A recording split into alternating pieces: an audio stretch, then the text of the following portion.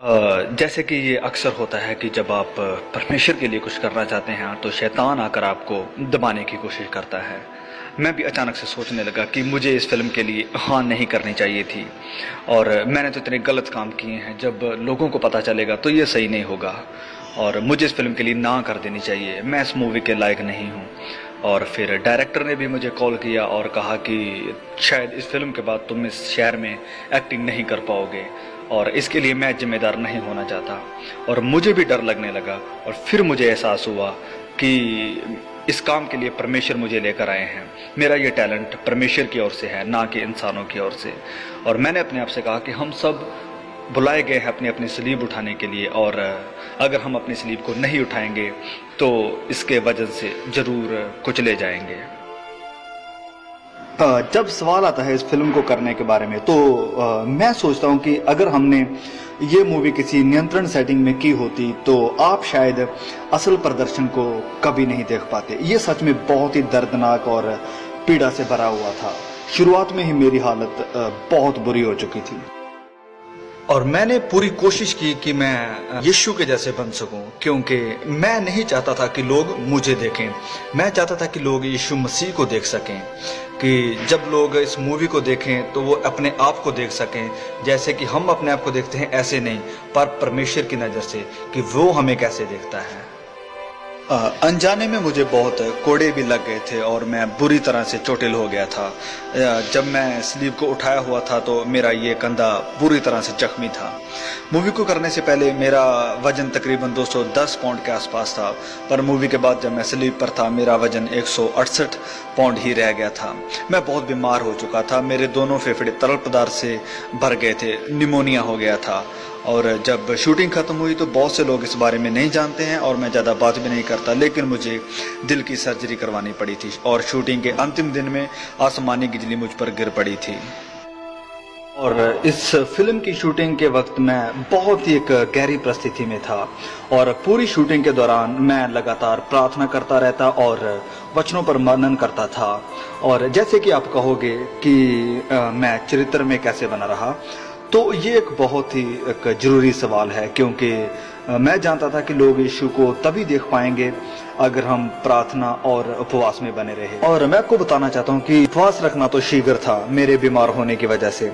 और फिर मूवी के अंत में जब मैं स्लीप पर था तो मेरा पूरा शरीर नीला पड़ गया था। ये कोई मेकअप नहीं था, मेरा शरीर सचमुच नीला पड़ गया था।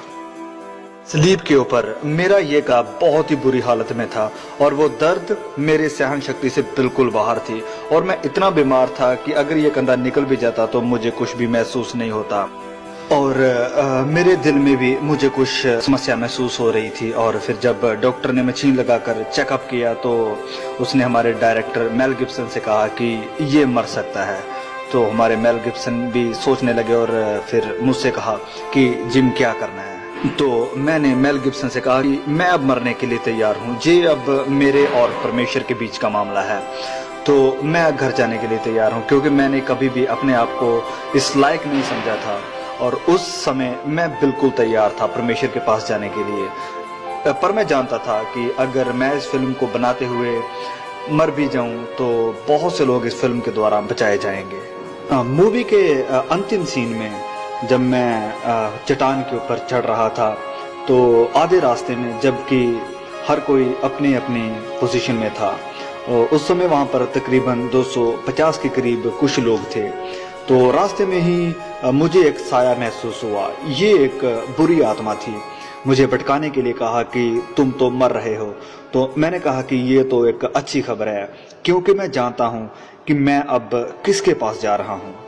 स्लीप के ऊपर जब मैं तो मुझे सांस लेने में बहुत तकलीफ हो रही थी, क्योंकि ये सच्चाई है कि जब स्लीप के ऊपर किसी की मृत्यु होती है तो वो दम घुट के ही होती है और शारीरिक तौर पर मैं भी इसी तकलीफ से जूझ रहा था। शायद हमारा प्रभु चाहता था कि मैं भी उस दर्द को महसूस करूं जो उसने सहन किया था, पर परमेश्वर मुझे संभाल रहा था और मेरा हाथ पकड़े हुए था और वो शायद चाहता था कि तुम कहाँ तक मेरे साथ चल सकते हो। और मैंने कहा कि प्रभु मेरा कतरा कतरा हाजिर है।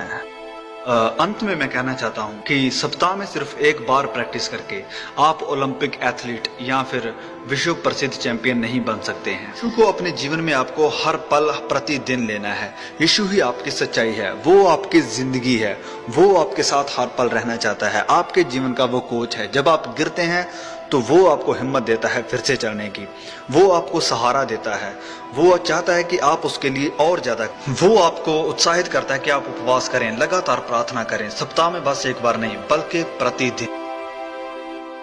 आप में से जितनों ने यीशु को ग्रहण किया है उसे आप दिल में बिठा कर रखें, क्योंकि जब कभी भी आप पाप करते हैं आप उसका इनकार करते हैं। पवित्र बनो जैसे कि आपका बुलाने वाला भी पवित्र।